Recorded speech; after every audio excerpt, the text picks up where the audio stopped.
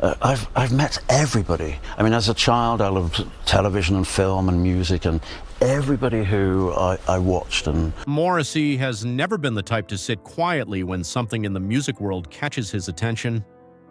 Throughout his career, the former Smiths frontman has spoken with a level of honesty, sometimes blunt, sometimes amusing, that has made him both admired and debated. His critiques weren't usually personal attacks, but reflections of his own ideals about music, artistry, and authenticity. Here are 6 acts that drew particularly strong reactions from him, each interaction shedding light on the way Morrissey views the art form he holds so closely.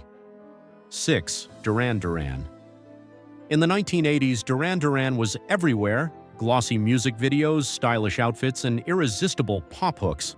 But their polished aesthetic stood at odds with Morrissey's belief in raw, emotional storytelling. Where the band embraced glamour and spectacle, Morrissey championed introspection and vulnerability. To him, Duran Duran symbolized a version of pop that put visual flair ahead of lyrical depth. Though fans adored their sound, Morrissey simply couldn't connect with the image-driven direction that defined their era. 5. Wham! Wham! Represented pure pop joy. Bright, colorful, energetic, and uplifting Morrissey, deeply attached to themes of longing, isolation, and reflection, often found himself puzzled by the carefree spirit the duo brought to the charts. His criticism wasn't necessarily about talent, it was about purpose.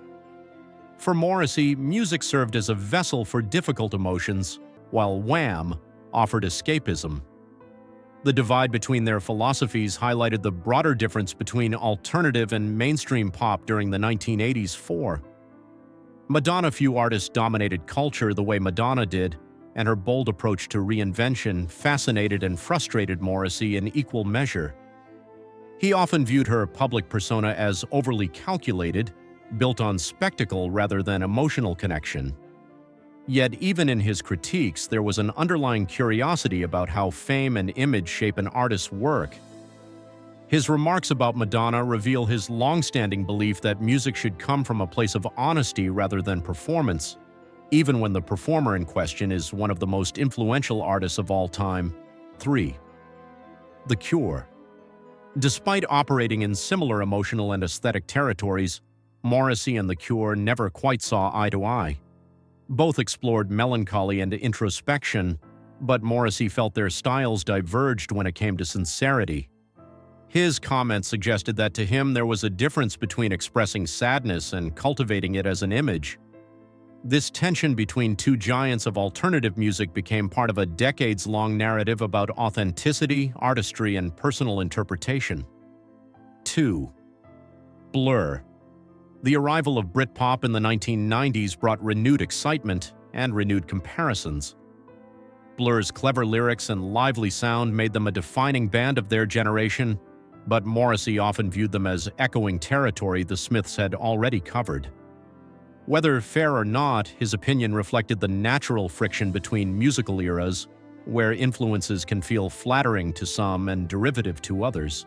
Blur represented a new wave, and Morrissey was vocal about how he felt that wave handled its inspirations. 1. Oasis. The most famous tension came with Oasis, Manchester's own loud, swagger-filled rock band. Their confident attitude and arena-sized anthems stood in stark contrast to Morrissey's poetic, introspective style. While Oasis became global icons, Morrissey saw them as embodying a different musical philosophy, one rooted in attitude rather than emotional nuance. Their public back and forth became symbolic of the generational shift from post-punk introspection to Britpop bravado,